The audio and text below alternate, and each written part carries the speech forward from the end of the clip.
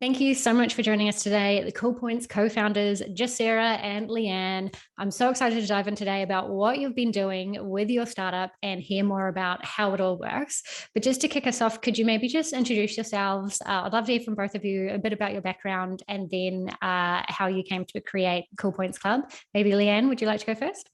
Yeah, sure. I define myself, I guess, as first of all, mum to my little man Oscar, who's now 2.5. Big part of the reason why we got kicking with Cool Points Club.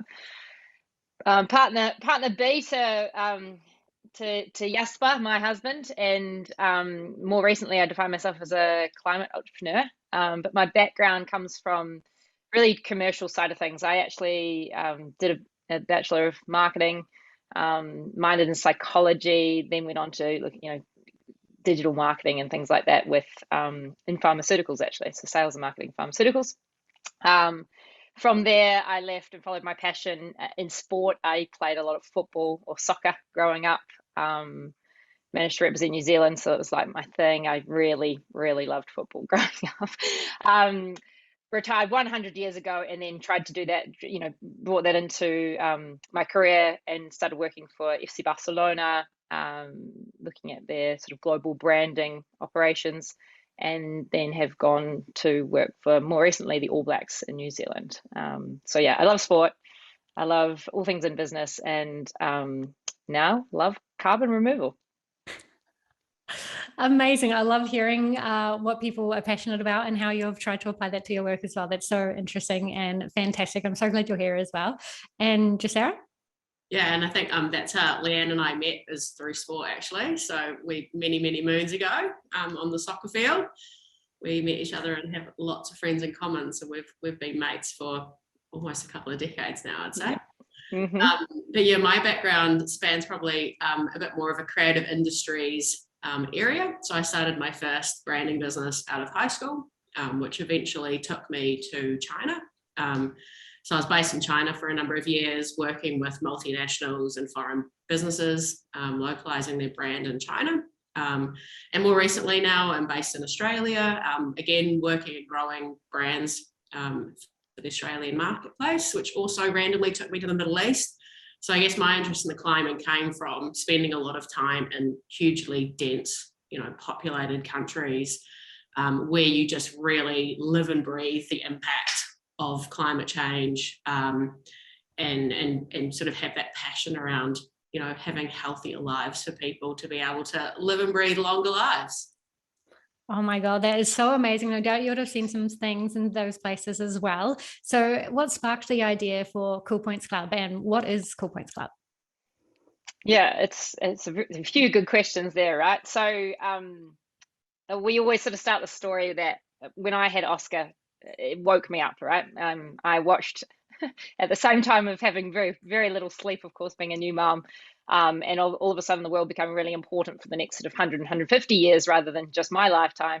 I watched a few too many climate documentaries and got what was seriously a case of the guilt. I think both Jussara and I are like everyone else. We try to do our best.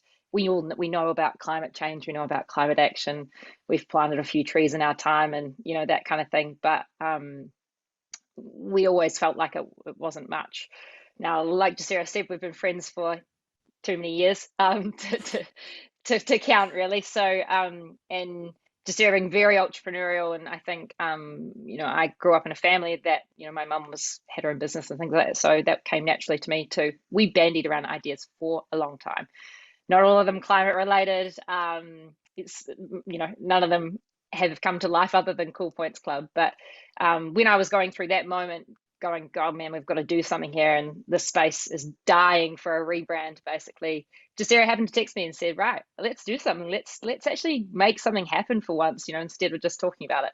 And honestly, within probably a month, we'd cooked up what was Cool Points Club. So yeah, Jussara, you want to take it from there and explain, I guess, a bit more about what we do?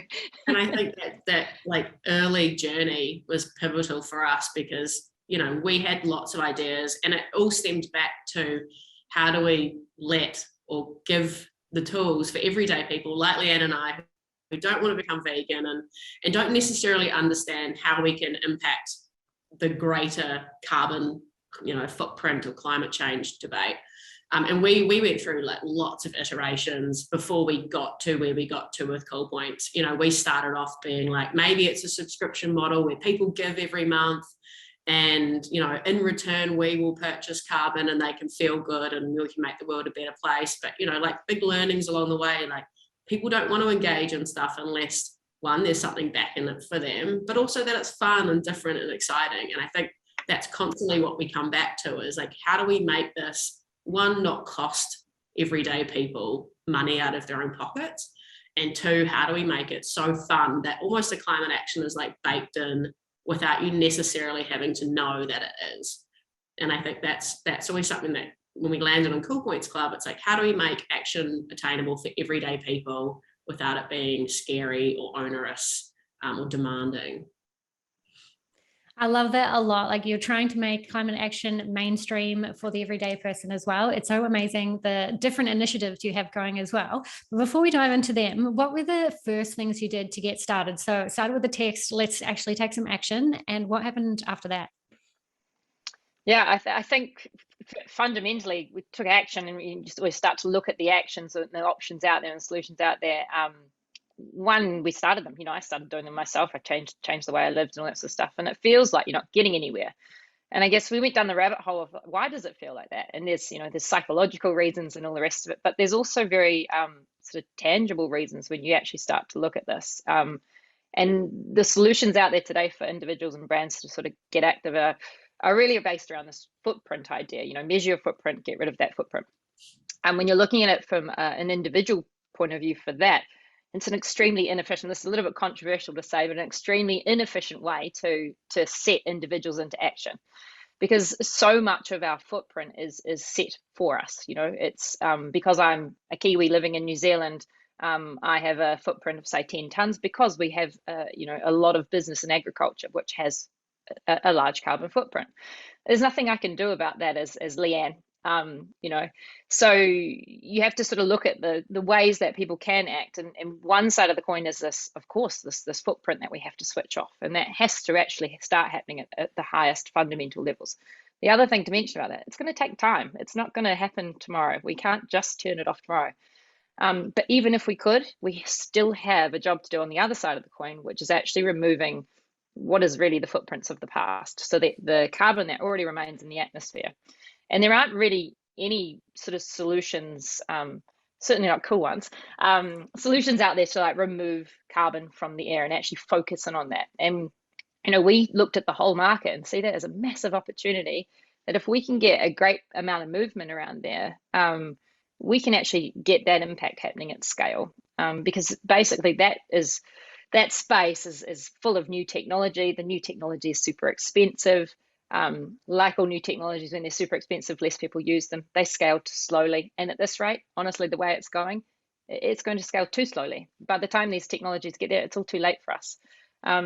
So yeah, where Cool Points comes in is to literally put money behind that, be the earliest buyers to really get those technologies scaled up the volume curve and down the cost curve, so they become more affordable for everyone to use them and actually start utilizing them, start getting impact.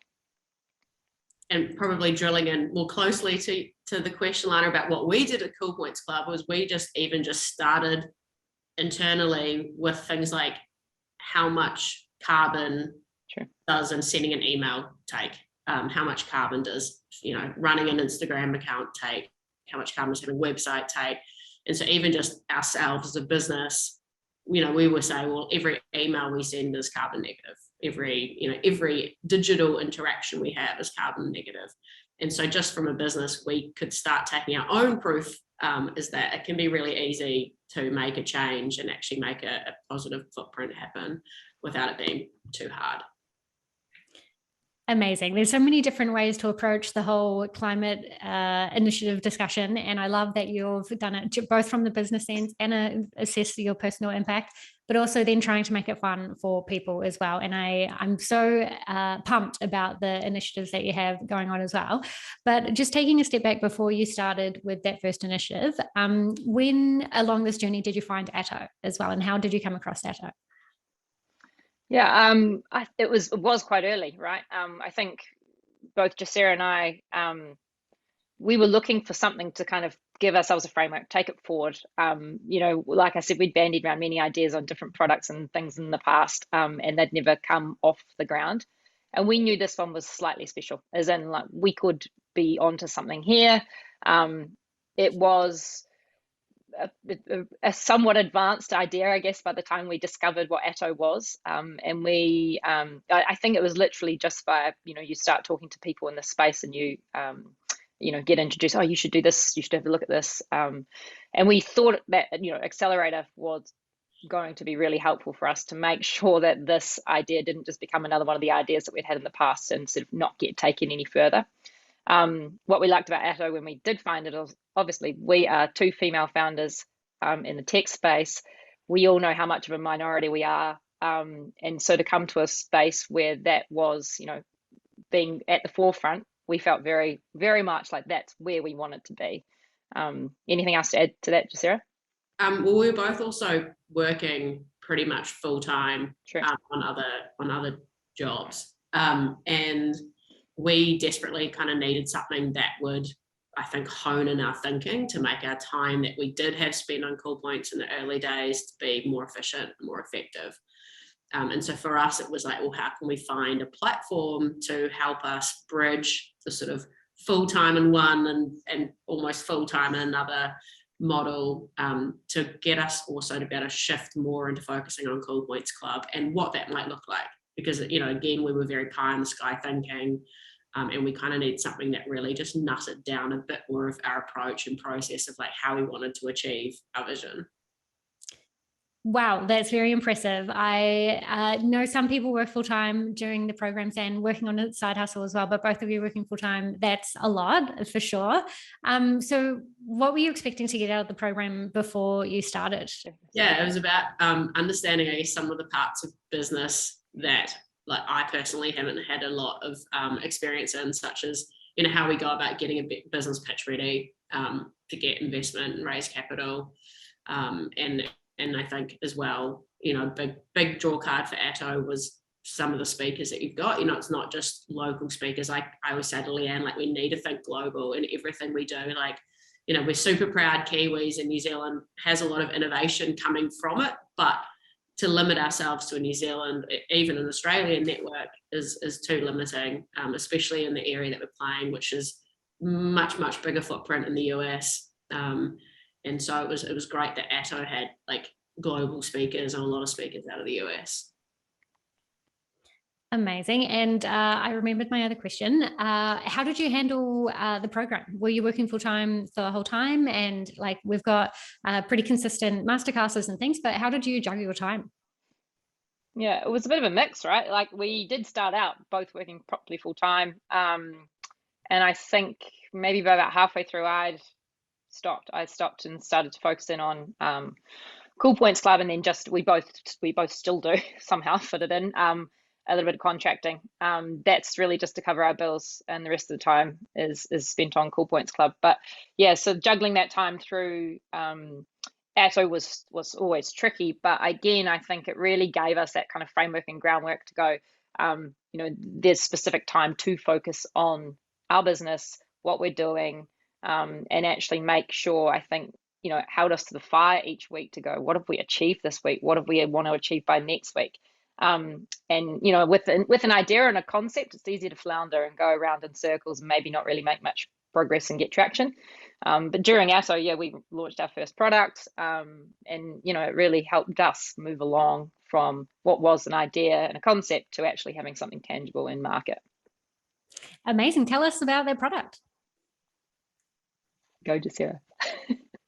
Well, our first product we launched actually during the Atto course was our CoolGram product. So as I mentioned earlier, we sort of worked out the rough footprint of a lot of digital activity. And part of that was Instagram. That was sort of our first go-to-market platform that we used.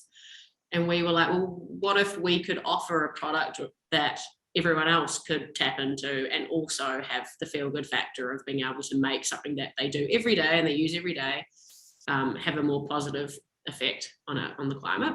So we launched CoolGram, which is basically a subscription model to offset or make any Instagram account carbon negative. We've also worked with brands that want to use that model across all of their digital touchpoints. So whether that's from their electronic mailing, their Twitter accounts, their digital advertising, their websites, we have got sort of the rough math around what that footprint is, how much usage, how many people might use it, and then what that looks like from a carbon removal perspective. Amazing. Could you tell us a bit more about the carbon removal as well? So people pay a monthly subscription fee to make their Instagram account carbon neutral. And then what happens on the Cool Points Club side? What do you guys do next? Yeah, it's so it's carbon negative as well. So what Jussara did, we measure that footprint, we give it a buffer, and then we extrapolate that out over a full day. So it's actually a per minute thing. Where we remove the carbon from is really specific, right? So right back at the start, we sort of talked about there's two ways to act. In the carbon removal space, these technologies most of them are super early, right? So we have obviously forests and trees and nature-based solutions which have been around for a long time, and they're great and they do a great job, but they aren't going to do the job that we need to get out of this mess that we find ourselves in, shall we say. So we're talking about things like technologies called biochar. There's one called direct air capture, mineralization. And what we do as Cool Points Club is we realize that we need all of these technologies. We need them actually all to come off. And we need them all to scale. So what we do is we actually build a portfolio, and then we put money into this portfolio, which basically removes carbon from various different technologies, so we can support as many as possible. With CoolGram as it is, there's 3 different technologies that we're supporting currently. One of them is biochar, the other one is product-based solutions, so that's taking sustainable forests, using them to build products like houses, so building products and things like that, as a way of storing carbon. And then another company that's removing refrigerants of the past, which is the chlorofluorocarbons, which is extremely more potent than just carbon alone, about 10,000 times worse than pure carbon. But that's really looking at sort of old air conditioning units and things like that. And this stuff's around the world, literally sitting in canisters. And these canisters, they either get left to release the stuff slowly via just deterioration, or they get sent to landfill where they actually release all these gases and things. So this company is going around the world destroying these things. So yeah, that's the ways that we fund carbon removal with CoolGram, and that's set to expand obviously as we grow. That's very impressive. And I think you're tracking how much carbon is being removed as well from each of your different initiatives as well. Yeah, it's hard to go exactly, but I think we're about 135 tons so far, majority being from CoolGram at this point in time, and our new venture Islands of Cool, of course, before we get into that. Oh my goodness, that is so much and so impressive. And just thank you for doing this work as well. That's so amazing. Before we get into Islands of Cool and what's happened after Atto, let's just talk a bit more about the program itself. How did you feel going through the program, and what was your kind of perspective, and how has your mindset around business shifted because of Atto? Yeah, I think for me, definitely, I know having dedicated time each week to hear other thinking and other ideas is always super invaluable, because it gives you an opportunity to step back away from the day-to-day, and Leanne and I have to-do lists like coming out of our ears. So it's good to be able to dedicate some time that you can step back from that and actually think, okay, why are we doing this? What's the bigger picture? And obviously also, I think for me, the most valuable side was getting to talk one-on-one with the Atto team. That really, really helped us to shape thinking in the early stages. We kind of had a whole lot of ideas, and I think having someone external say why would you do it like that? Or, why couldn't you do it in this way, was just pivotal for us, in the sense of, going from having quite loose ideas to actually being okay, this makes sense. This works. This aligns with our vision of what we want to achieve as a company. And really just to hone that thinking, I think, was just such an important part of the program. Yeah. Amazing. Are you talking about coaching with Kate? Because I know she's so targeted with her feedback. She asks those really hard questions. Sometimes they're hard, sometimes they're really good and enlightening as well. Could you maybe talk about the coaching with Kate and how it was for you? yeah, I mean, we also obviously had great coaching with you, Lana, and Sean was awesome. I definitely know Leanne got some huge benefits out of chatting with Sean. And yeah, Kate, I think for us was very key to helping us really articulate, especially around our NFT blockchain thinking. And having Kate ask hard questions, but also having a level of knowledge about what we're doing, and we were kind of like selling her our dream, and she was like, yeah, I don't get it. And I was like, if we're trying to sell someone the dream and they don't get it, and there's someone that knows about tech and knows about blockchain and invests in crypto and things like that, and we're like, okay, we're overcomplicating this. And she really helped us to simplify that thinking and I guess readjust the angle in which we came at it from, and I think it was key for us. We obviously being super proud about the impact we make on the climate is kind of the angle in which we come from it. And she's like, well, people that might engage in your products might not have that same climate passion, but the initiatives in which we're coming up with, they might have passion about that or interest in that, and the climate messaging might be secondary. So I helped in conversations for us to be able to shift, I guess, from a brand positioning perspective, how we would approach that. And then, help to kind of shape the comms and the strategies behind what we're trying to launch relative to, I guess, our audience, more so than what our driving motivators are. Yeah. Every time we had a session with Kate, I think we'd come out with it with a lightning bolt. It'd be like, right, we've had this realization, and it wasn't necessarily a pivot or anything maybe that dramatic, but it was always this clear, okay, we know what we've got to go away, got to do, and we go into it a bit hazy, and we come out with it with this clear direction, like off we go. And every time it was like that. It was super powerful stuff. That's so amazing to hear. At Atto, we're all about focus, clarity, and action. So that's so amazing that it's came through in every session with Kate as well. And let's perhaps dive into this Islands of Cool and these NFTs and blockchains and this other initiative that you have going on. So you've got the parent brand, Cool Points Club, and your branding is amazing. It's such an amazing brand. She's definitely good at her job for sure. And I love that you are trying to target both people who are passionate about climate action and perhaps people who are passionate about NFTs or blockchain as well. So let's dive into Islands of Cool. So is this your second initiative, and how did you get started, and why did you get started with NFTs? Yeah, it's a lot of good questions there, right? So why did we get started with NFTs? It actually came from a not that sexy kind of functional manner, to be honest. And we were looking at ways of trustless ways of saying, oh, there's lots of companies out there saying they remove carbon, but how do we actually tell people we remove carbon? And what struck us is that this is blockchain technology. When we started looking at it, was also just happened to be the time that this stuff exploded. March, April last year.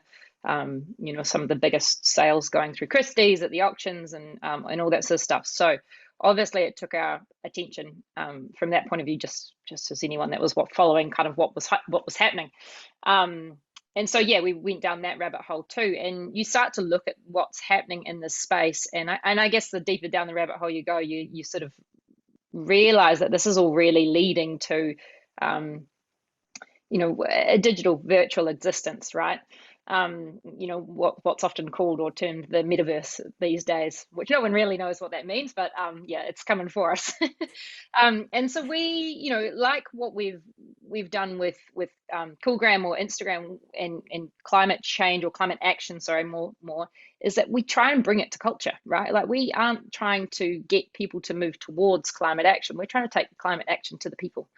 And when we were in the space of NFTs, crypto, blockchain, there are some amazing things going on. There are some amazing projects, and we feel that we've got a lot to offer this space. And so Islands of Cool really comes from a concept actually of if you think of an urban space having they're usually called islands of heat because they concrete traps heat and all that sort of stuff. But so a park within one of these urban spaces is an island of cool. And that's how we came up with the name. But in theory, that's what we're trying to create in a virtual sense. A space on the blockchain, which at this point, when you're talking about the traditional blockchains, Ethereum and Bitcoin, and the way that they're made is all very it's energy intensive, right? So that's the whole point of it. It's how they do what they do. And those things are hot. They're not good for the environment. They're currently a burden. It is all sort of set to change, and it will slowly move over to much friendlier ways, and there are other options available already. But we wanted to take a place in this space and actually offer Islands of Cool. And we do that by using NFTs actually to become action. We call them our digital carbon sponges. And literally these things are hard coded to remove carbon. There's no one out there that can stop them. This is literally like a carbon sponge that exists and is programmed to remove carbon when it's created, and then at each and every trade thereafter. And so this is where we got to, and it's been a odd and bizarre, and we almost call it the crazy bus, right, Jussara? And we're picking up people as we go in what we're doing here. But it's an exciting space, and this really can change climate action, we feel. Yeah. I might just take a step back and say, what is an NFT as well? Could you maybe define that for us, and then Jussara, feel free to explain a bit more too. Yeah. So an NFT they call it a non-fungible token. So fungible means tradable, like as in the same. So if you have a dollar note and another dollar note, they're fungible because it doesn't matter which dollar note you have.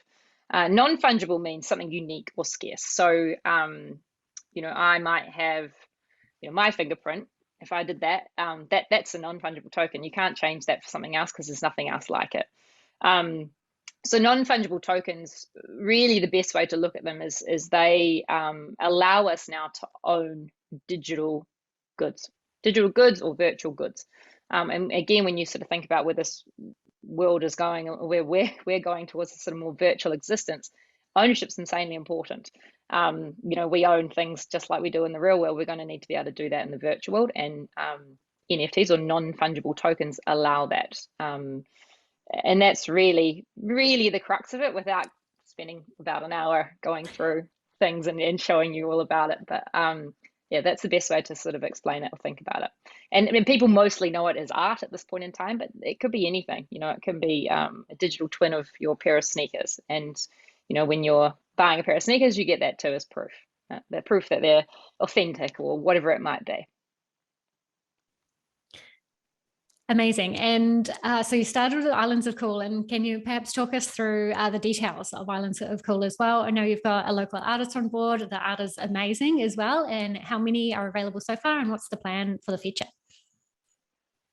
Yeah, I think adding on to what Leanne said, a big part of why we launched Islands of Cool initially was also a hugely business tactical reason. We talked earlier about, as a company, and we're having, full-time jobs, and we're trying to fund ourselves in our personal lives. We also like, well, how do we fund our business moving forward? And obviously over COVID, we had planned to run a launch event in Auckland. And obviously with COVID restrictions, we just were like, doing something in the physical space was going to be too hard. So it had already been banding around in the blockchain and the NFT space. And we thought, well, what if we could have a two-prong sort of approach here? We could have our first island one, as very much sort of a brand drop. So a way in which to build brand awareness, launch, what we're trying to achieve from a Cool Points Club perspective on a global scale, but two, also fundamentally raise funds to help us fund the next stage of the business development. So we're very much come at it as our NFTs, our first drop, Island One, is very much about finding 100 of the coolest people we can, whether that's in the climate space, entrepreneurs, capital, people in the blockchain, crypto space. We wanted them to join basically our business as advisors. And we saw NFTs as a great way of verifying that advisory or that membership role, and to be able to leverage an awesome Kiwi artist to also help to build out this in a very visual way as well. Yeah. Amazing, amazing. I love that you're focused on advisors as well through that sense, through this NFT initiative, and that it's only Island One so far as well. It's just the first drop. I love that so much. And perhaps we could talk a bit more about your marketing approach as well, because obviously you've got some experience in the space. Your brand is like super eye-catching, and like your Instagram is just beautiful as well as being like super informative and educational and things like that as well. How did you come up with your brand, and what's the kind of approach you have to marketing? Yeah, I think Lee and I constantly talk a lot about our brand architecture. And so obviously, whilst Cool Points Club is fundamentally a business that generates initiatives that, you know, generate funds to be able to fund this emerging carbon removal technology. And so it then became quite a challenge of, well, how do we build out our sub-brands or our initiatives or our products, whatever word you might want to use below that. And so each have very much their own audiences. So we would say CoolGram, for example, would be B2B or B2B2C. You know, we're trying to get in the door there of brands and influencers who are active in the climate or environmental space. Whereas Islands Are Cool for us is our sort of direct consumer. So understanding who our audience is key to being able to build the brand. So moving forward, we're actually sort of refreshing our Islands of Cool brand, I guess you could say, because we want that to be, you know, a brand that is first of mind for people in the NFT climate space. We want a brand that people would wear t-shirts of, albeit ethically and sustainably sourced t-shirts, and that build that out as a brand itself. So if people were to say, well, you know, what's the coolest NFT project, or what's the coolest metaverse, you know, we want the Islands of Cool brand to be at the front of mind. Whereas if we look at something like Cool Points Club, that's more our engine. So that's that we don't not so concerned about Cool Points Club being really consumer or customer facing. So we have to ensure that that brand becomes more professional. That's the brand that we're gonna attract impact partners, that we're gonna attract business partners, it might attract investors. And so the marketing and the approach in which we take is very different and very deliberate across each of the different brands. Fantastic. Yeah, definitely. If anybody wants to check out some awesome branding, go check out Cool Points Club and Islands of Cool and CoolGram and see how they're communicating these different things as well. I think that you're doing a really, really, really amazing job. And I absolutely love that you've you know, at Atto, we're all about alternative forms of funding. Like not everybody should raise venture capital. And this is definitely the first startup that we've had that is using NFTs to raise money for the business as well. So I was just wondering if you could take us through some of the, like, how would you summarize the first year in business so far and the wins that you've had? And then if you could tell us a bit about the upcoming initiatives as well. Yeah, cool. So to summarize the year in business, man, we've not even been a year in business, right? And it's a ride, you know, and I think, you know, even when you go through Atto, to be in and around other founders going through the same things, it's really powerful stuff as well, right? Because there are ups and downs. You know, there's days where you go, what on earth are we doing? And there's days where you're like, you can't stop us. We're going to do this. And you know, today feels like one of those days, if I'm honest. So it's a good thing. But no, that there are. It's a roller coaster, right? I think anyone doing their own thing, it takes a lot of. It's brave. It's difficult.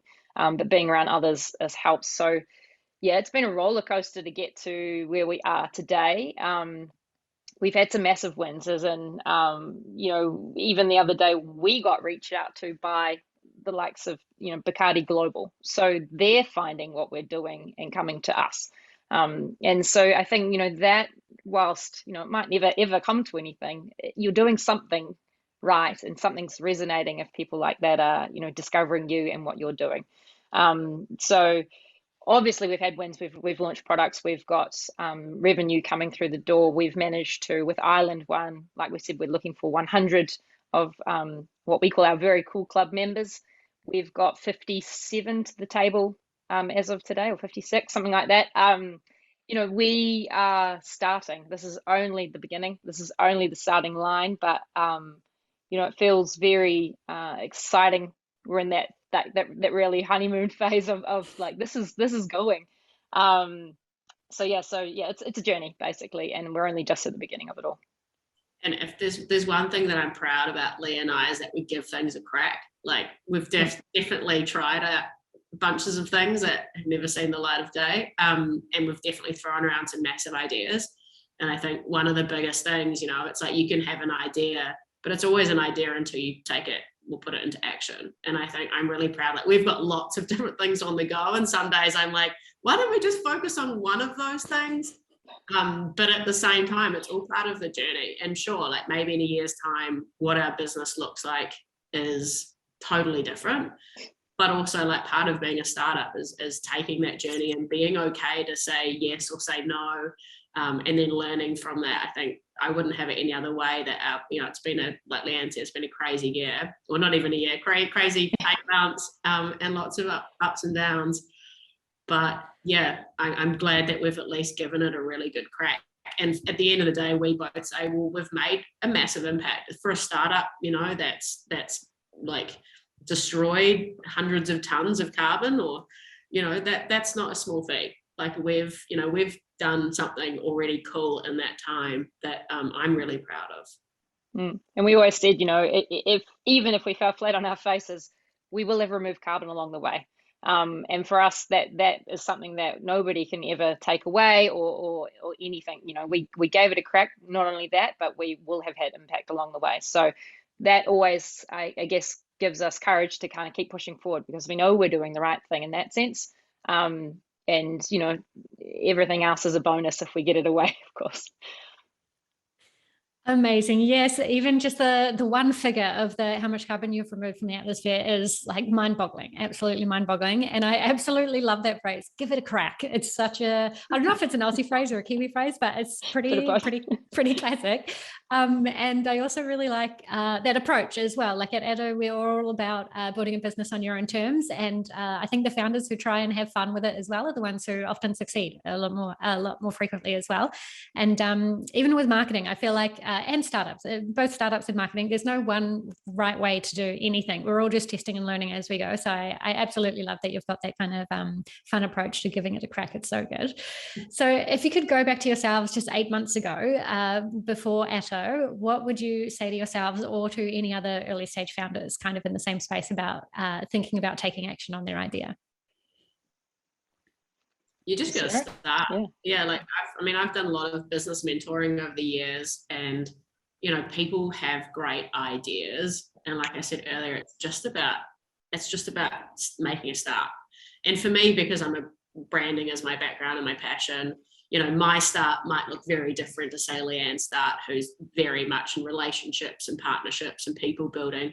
I'd probably go out, build out a website, try to get some traction on the website and see if it's got an idea. Whereas Leanne would probably be out chatting to people and approaching it in a much different way. And I think that's the key thing. 8 months ago, like Leanne and I have known each other for years, but we don't know how to work together, or we didn't know how to work together. And even still, I think for me, advice 8 months ago is just take the highs and the lows, but be true to yourself, and also go back to like, what are we trying to achieve? I think as a startup, we say yes, or we get lots of amazing opportunities. Like Anne said, the people that contact us are just phenomenal, but we've also got to be like, is this going to help us on our journey? Is this going to help us to get where we are?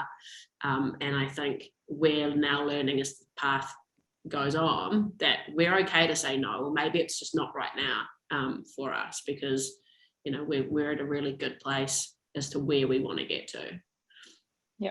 Yeah, I think the 8 months ago thing is find a start, like Jussara said, right? And for us, that was CoolGram.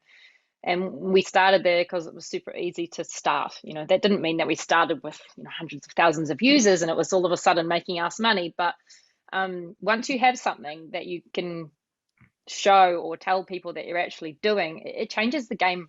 I don't know whether that's just psychologically or there's something else to it as well. But you've got something. You now have something that you can go, we have something in market. It is happening. You can buy it.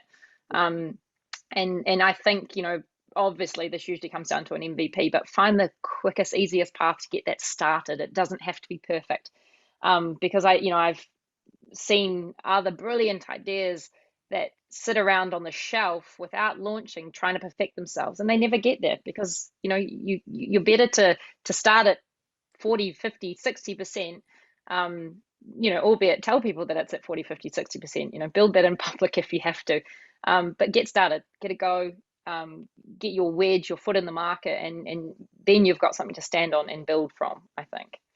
Yeah, if you can demonstrate your intent and demonstrate your purpose, what that looks like from day 1 to day 100 will radically change. Like, you won't be able to, unless you've sat there for 3 years and you've built a perfect business plan and you know the future in and out, like, then happy days. But it's just about making a start, showing intent, and following a purpose, and you will find your tribe of people that believe in what you do as well, and they will help to shape what that business looks like. Whew, some really touching advice there. Thank you so much for sharing all of your ideas. They're so amazing. I love that you were friends first and that you worked together as well. We have a few co-founder teams similar like that who have had, as Bubble Tea Club, I'm thinking of, they had lots of ideas. They both were, their jobs were impacted by COVID, and they knew they wanted to create a business, and they both have that fun approach to it as well. And I think that's part of their success too. And I think part of the struggle in a co-founding team, or even just in any role that you have, is knowing yourself and knowing your partners or your friends or your colleagues, and understanding how they work and how you can best work together. Do you have any tips about how you can have this fun approach to work, or how are you maintaining fun while working smart at the same time?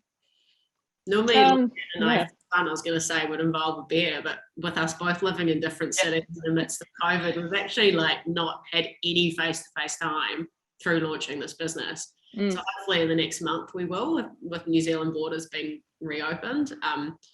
But yeah, I think for us, in terms of building a relationship, it's trying to be as open and transparent as we possibly can. And obviously with Leanne's juggling a young kiddo, and we've both got contract jobs and things like that. It's just trying to be as open, transparent as, like, hey, today I'm not going to have as much time, or hey, like, I'm going to own this week or this month, and you can go and own this thing this month, and actually just working together as a team, and not battling with each other or competing with each other, and just being like, we're going to be as strong as we are together.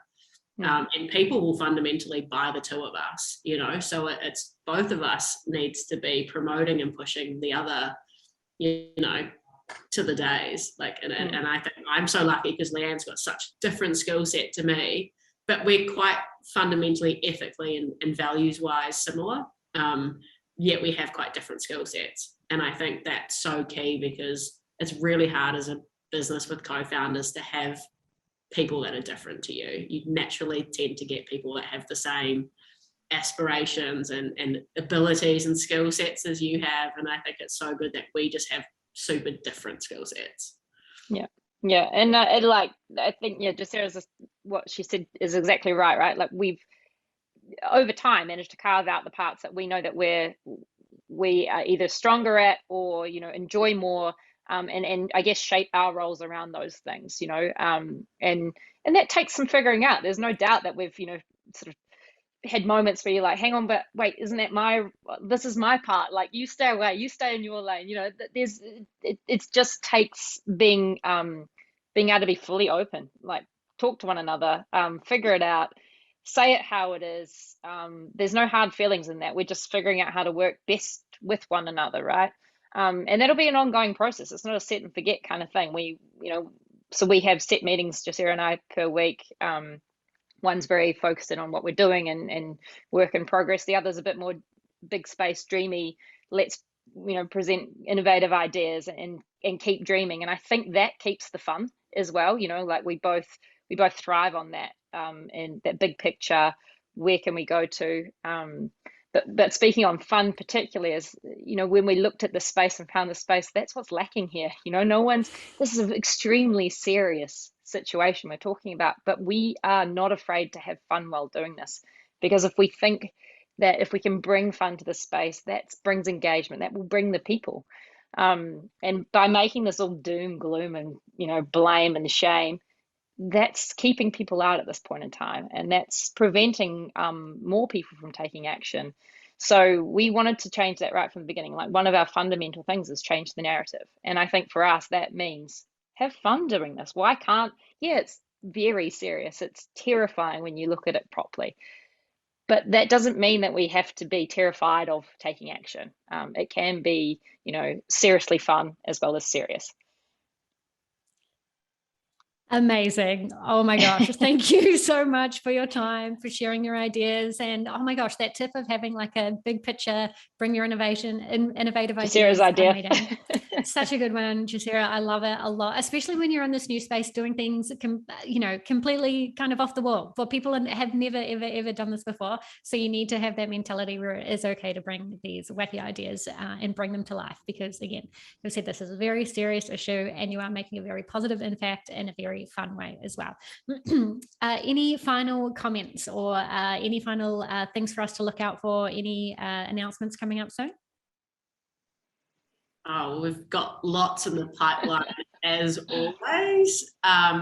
We're at the process of launching our second, going through how we get to launching our second NFT drop, which is exciting. And again, Leanne's awesome. She gets super deep into NFT and crypto knowledge, and I'm just like, yeah, but why? What's the point?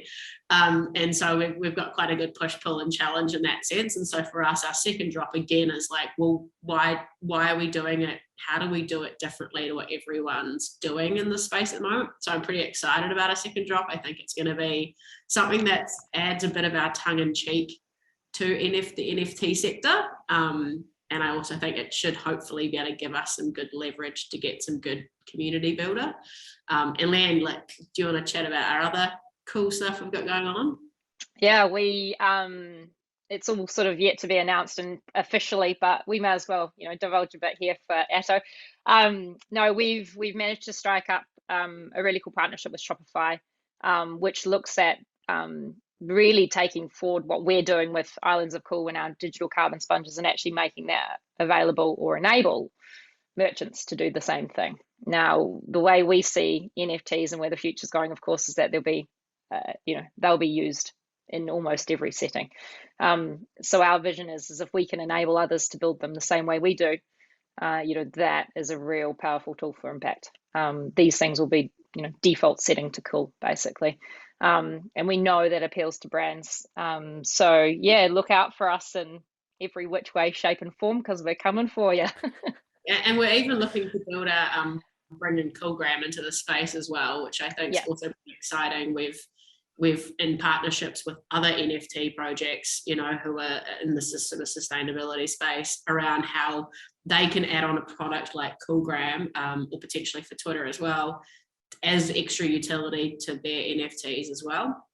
So that's quite an exciting way. And then also, how do we then take CoolGram as a product and give that a Web3 slant as well? And again, how do we provide, verification of your subscription via an NFT that also is a digital carbon sponge that's removing carbon, every time you're trading it. So we're trying to get very much our whole business into the Web3 space. I would say over the next 6 months, 12 months, Leanne, and really sort of be innovators in this space. That's so exciting. Thank you so much for sharing that epic news. It's so huge. That's massive. Congratulations on all of the many wins that you've had and the massive impact that you're having. Thank you so much for your time and sharing your ideas here. It's been a privilege to have you in the Atto community, both in the Accelerator and in our monthly Academy membership. It's a privilege to know you as well. And we're really looking forward to supporting you and seeing you thrive even more and make a massive impact on the climate. So thank you so much for your impact and your time. Thanks, Lana. Thanks, Lana. Thanks, Atto. You guys rock.